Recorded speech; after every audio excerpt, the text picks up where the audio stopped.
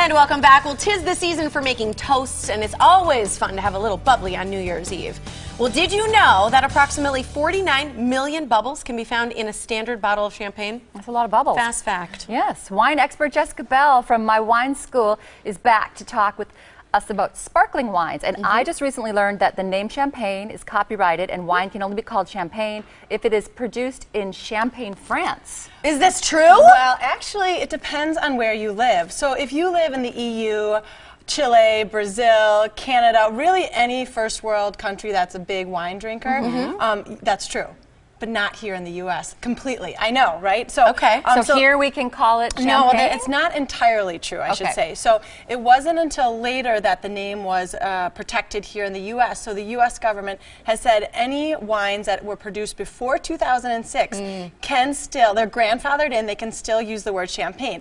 And there's only really one I know of, and I brought the bottle so you can see it, is the Corbel. I mean, right. So wait, when you say produced, does this mean that they have a shelf life since before then? Or that the company? Or the company. The company. Okay. So, gotcha. So it's the company had to have been making sparkling wine before 2006, and if so, they're grandfathered in. So Corbel is one of those examples. Okay. And but even though there's other wine houses that were making it before 2006. Most everyone chooses not to use it because of the respect for the name. There is a reason why it's protected. So Champagne is a very small region which makes outstanding quality sparkling wine. And they sought to protect that name, just like Nike protects its name from I did the not know all brand. this. Exactly. So why is it so expensive? When we think about champagne, you know, it's not like you can't get a $2 chuck, you know? Right, definitely. Definitely not. And here, I brought you one that's not champagne, but is similar, and I'll explain why champagne's so expensive. So, but to the layperson, this would be champagne. This is sparkling wine. Well, we use champagne almost like we use Kleenex, right? Kleenex is a brand, but we say, give me a Kleenex. Yes. I kind of need one. You can hear it today. So when you say it's not champagne, it's still what we would consider in our brain champagne. Exactly. But 10,000 of those bubbles just went down. Right, and doesn't it feel good at 9 a.m.? Yes. So who says? Right. So those 49 million bubbles take a lot of work to get in there. They have to, it's a very labor-intensive process. And it takes a long time, and it's from a small region with limited supply, and that's why champagne's so expensive. Gotcha. It's more difficult to make, or more time-consuming to make. Exactly. So there's a reason why. The supply, demand, labor-intensive, there's lots of reasons why it's more expensive.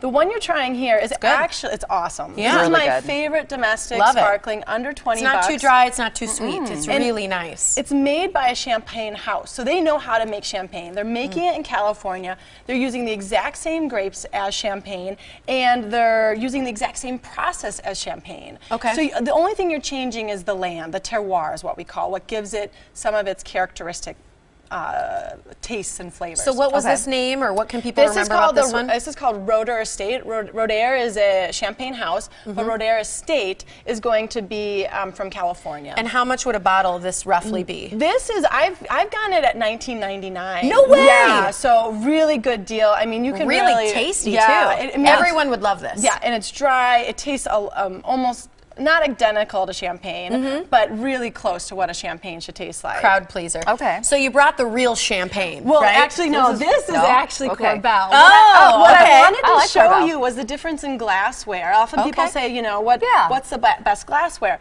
Well, actual champagne flute is great for presentation and keeping it cold. Yeah. Okay. So that's why I put the Corbel in there. It needs all the help it can get today. Okay.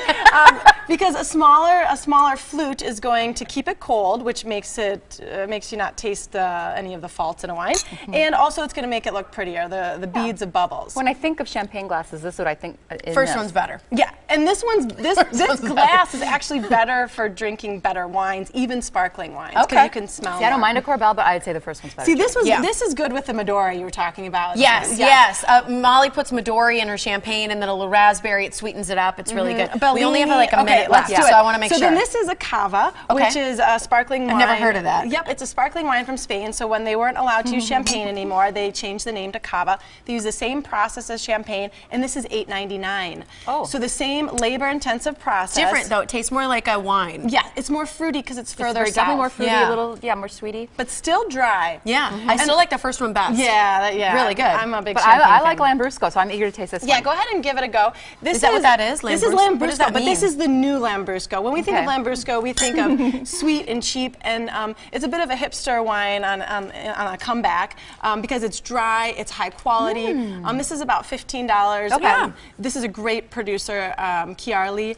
So definitely, if you want to bring something new and really spice it up a little, Lambrusco. It's good. is a It's good. one. My favorite one is still the rotor first steak. one. Me too. Yep. I will say that too. Can you mix with all of these? Can you make like a mimosa or whatever I with all would do of them? it just with the Corbel or even the Cristalino Okay. from Cava because they're under $10. And Okay. all these you can find here in Wisconsin. Yeah, right? definitely. You can find most of these at anywhere from Sendik's to Pick and Save to some of the smaller wine boutiques. You're going to South America. Yes. Coming up, and do you bring people with you on this? I do. We bring about 10 to 12 people, so it's a small group, and we're going to go to Portugal? Chile and Argentina. Yeah, Portugal, right? When and then is it? It's Portugal in March? fall. Yep. So in Okay. March we're going to South America. Okay. In October we're going to go to Exciting. Portugal. Nice life you I'm have. gonna have to look into some vacation time during Hey, that. Tiffany, what are you doing? I think I might be when on are we going? vacation. All right, you can find Jessica Bell at mywineschool.com. She's the best there is. So go check out her website. You can learn more. Be able to have some talking points with your friends when you go out. It's always Yeah. fun to have a fast fact, including how many million? 49 million? 49 million. Bubbles and a bottle of champagne.